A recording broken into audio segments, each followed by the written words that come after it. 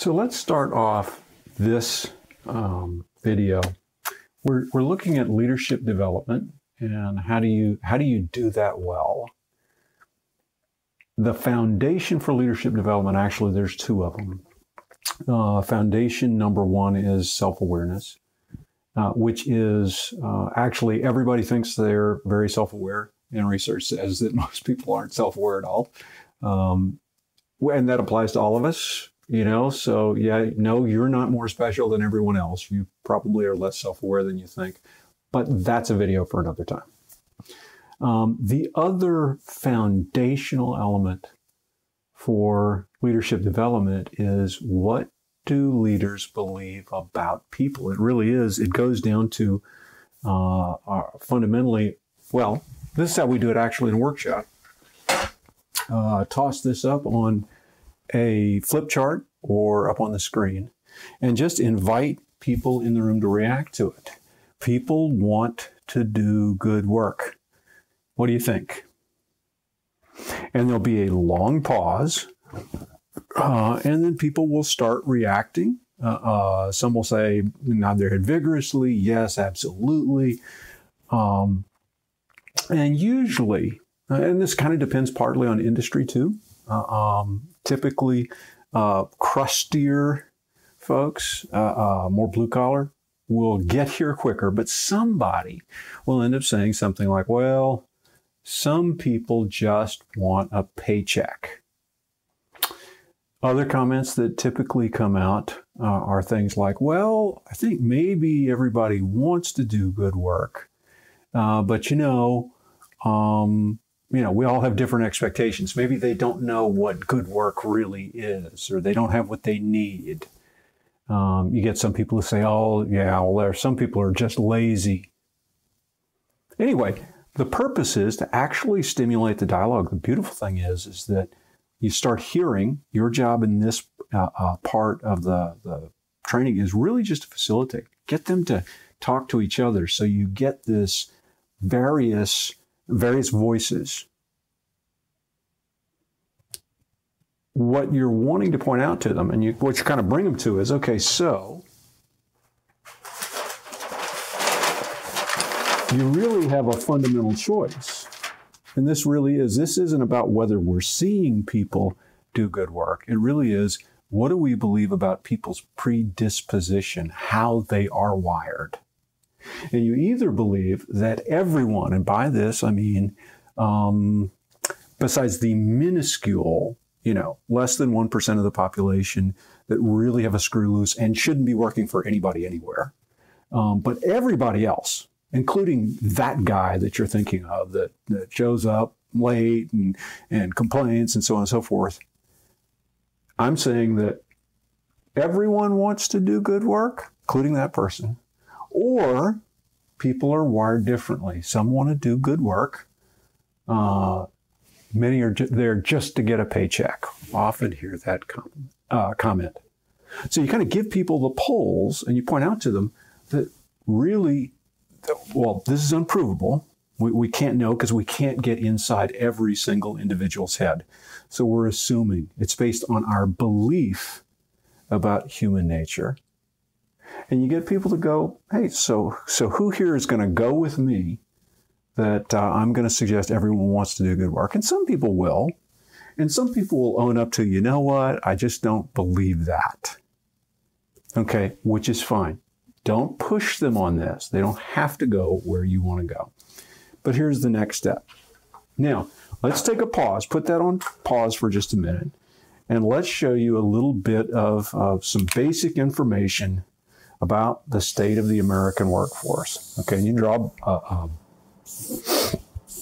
a bell graph here. Okay, now, this is from the Gallup organization, State of the American Workforce. They do this every year, I believe. That may be every 2 years, but I believe it's every year. And they've been doing it since the late 90s. And they're looking at engagement. And they divide up the American workforce into three different groups. Group number one is the actively engaged.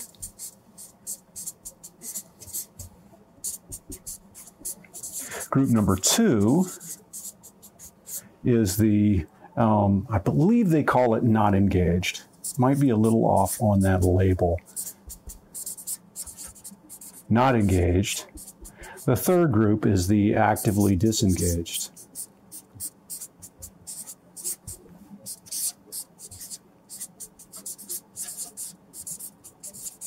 Okay, and the numbers for this have changed by a percentage point here and there over the course of 20 years, but just very consistently. Roughly 30% are actively engaged. Approximately 50% are not engaged, and that leaves 20% who are actively disengaged. Now, you'll want to give a little bit of a definition. So what does Gallup mean by this? And usually you can pull this from the group. Okay, so invite them. Hey, the actively engaged, your best folks, what are they doing day in and day out? And you'll hear from them. Well, you know, they show up early. When they are finished with their task, they contribute to others. And what all you want to draw out is that these are people who are actually thinking beyond the job that's in front of them, and they really want the success of the business. Okay, and everybody can relate to those and point out people in their work unit right now who are providing that level of engagement. Okay, something to point out here, although Gallup's label, again, I believe is not engaged. What are we talking about? We're talking about most of the people who work with you and for you. And in fact, actually a punchline for a little later, that's most of the leaders who are in this room fit into this. Now, what they mean, these are people who show up day in and day out. They show up on time. They do their work. Generally easy to get along with. At the end of the day, they're done. They go home. In fact, a lot of people would be very pleased to have more folks like that. The bottom line with these folks, though, is that when they're done with whatever task is assigned to them, it's Facebook time, it's back in the day, it was a smoke break, and so on and so forth. It's the level of initiative to go above and beyond. It's what people do with their discretionary time that differentiates them from the actively engaged and not engaged. Of course, the actively disengaged are people really who are sowing discord, not giving their best. Supervisors often say, well, I feel like I got to stay on top of them. If I turn my back, they won't be giving me what I need. Okay, so everybody can relate to these groups that they deal with. Wait a second, Rob. Just a minute ago, you were trying to convince me, and in fact I was trying to convince the group, could they buy into the idea that everyone wants to do good work? Oh, now, and you just broke out for me that some do and some don't. That's what it seems. Now, here's a couple of key points. This is not labels for people. These aren't types of individuals. These are labels to talk about the level of engagement we're seeing from this person in this environment at this time. And I can look back in my work experience, and I've been in the workforce about 35 years, okay? But I can look back and I can see, in fact, jobs where I have been in each one of these categories. In fact, in certain jobs, I've bounced back and forth between the categories while I was in the same job.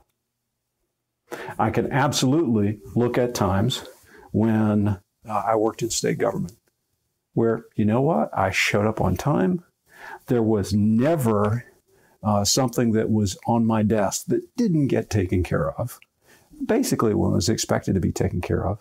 But I also know that, I tell you what, the taxpayers really weren't getting Rob's best, because as soon as I finished with whatever task was in front of me, I was checking the news, the sports. I did smoke at the time. But so I would have felt solidly in here. I can look at one or two jobs where I was actively disengaged. Now I have my reasons, right? Worked for a foreman, worked steel yard, New Orleans, late 70s, early 80s, and showed up absolutely first day wanting to prove that I could hang with the best of them, I could work hard, and had a foreman that kind of beat it out of me.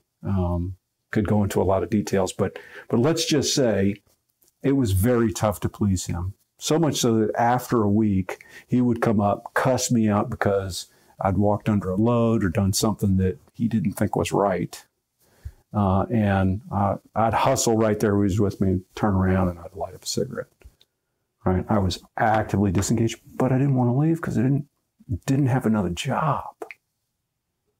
Now, why am I sharing all of this about me?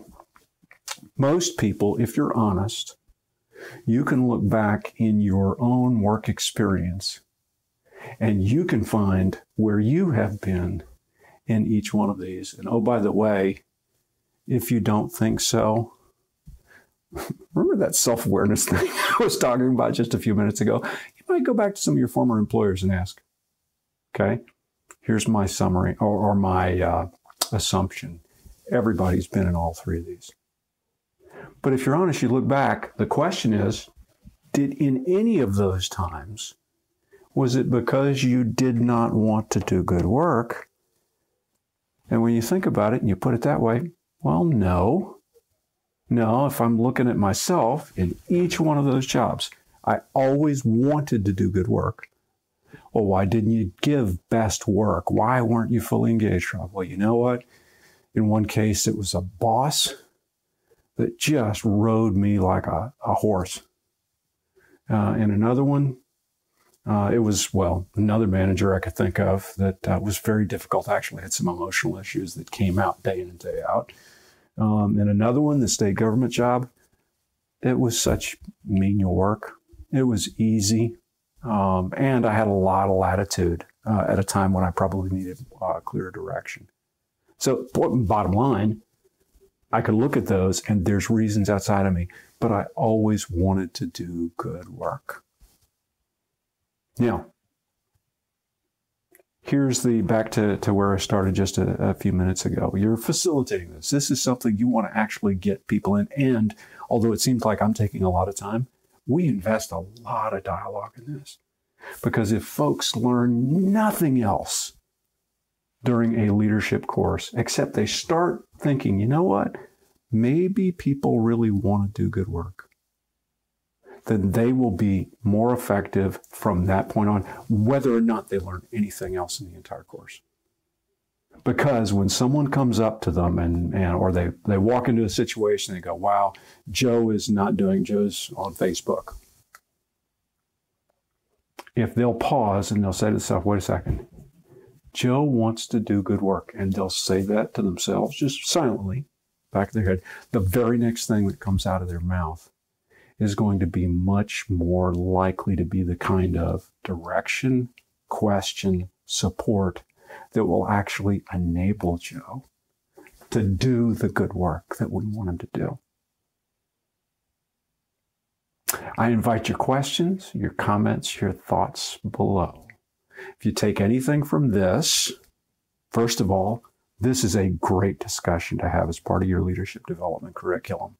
What do people believe about the people that they're leading? Question two, what do you believe about the people you lead? Thanks so much.